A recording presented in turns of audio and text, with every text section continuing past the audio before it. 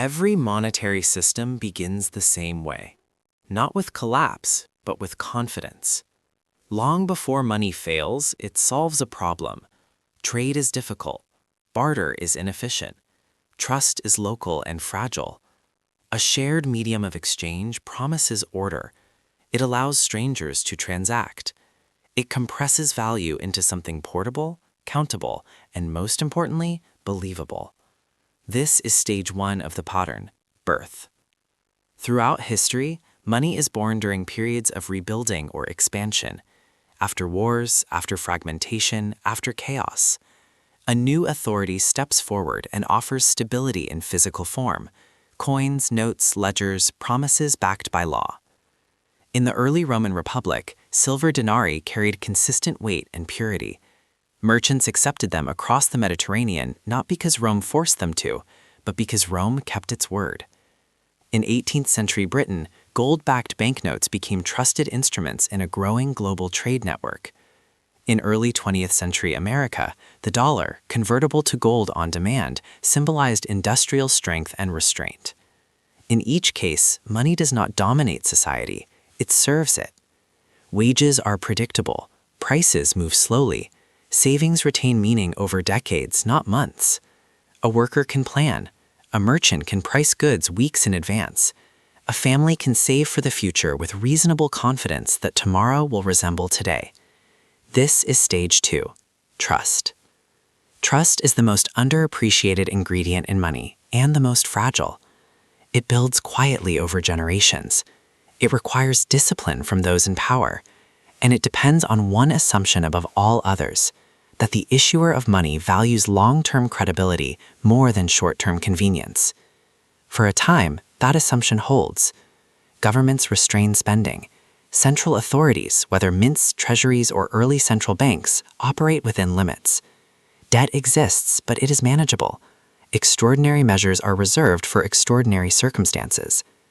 But embedded within this stability are vulnerabilities few notice at the time. Prosperity changes behavior. As economies grow, expectations grow with them. Populations expand, bureaucracies thicken, military commitments widen, social promises multiply, often faster than productivity. What once required modest funding now demands constant expansion. And here, quietly, the pattern advances. Money that was once a tool becomes a lever. This transition is subtle. It rarely announces itself as a turning point. In fact, it often feels responsible, sensible, even humane. A war needs funding. Taxes are politically dangerous. Borrowing spreads the cost over time. Printing money, whether by clipping coins, issuing notes, or expanding digital balances, seems like the least painful option. After all, no one feels it immediately. At first. In late imperial Rome, emperors reduced the silver content of coins by fractions, barely noticeable to the average citizen.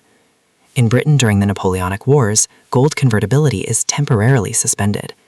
In the United States during the Great Depression, gold ownership is restricted in the name of stability. Each decision is framed as exceptional. Each is justified by crisis. Each moves the system closer to stage 3, abuse. But abuse does not look like recklessness at the beginning. It looks like pragmatism. The economy continues to function. Markets adapt. People still work.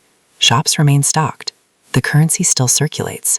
In fact, the early stages of monetary expansion often feel good. Growth accelerates. Asset prices rise. Governments appear effective. This is where historical accounts often mislead. They focus on the collapse and miss the years when the system seemed to be working better than ever. But beneath the surface, the incentives are shifting. If money can be created to solve problems, why endure political pain? Why raise taxes? Why cut spending? Why choose restraint when expansion is available with a keystroke or a minting decree? Over time, discipline erodes not through malice but through repetition. Emergency becomes policy. Temporary becomes permanent. And trust, once absolute, begins to thin. Not collapse, thin. Prices inch upward.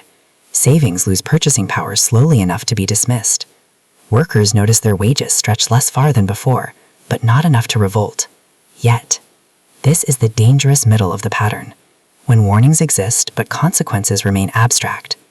History shows that most societies do not reverse course here, because nothing has broken yet. And when nothing appears broken, the system accelerates forward, confident that past success guarantees future stability. It never does. Because money does not fail when trust disappears. It fails when trust is withdrawn. And that withdrawal always begins long before anyone is ready to name it. What begins as a solution becomes a dependency. What was once stable becomes flexible, and flexibility in monetary history is rarely a virtue. What started as sound money meant to measure value slowly transforms into policy itself. The pattern is now in motion, and what happens next is never gradual.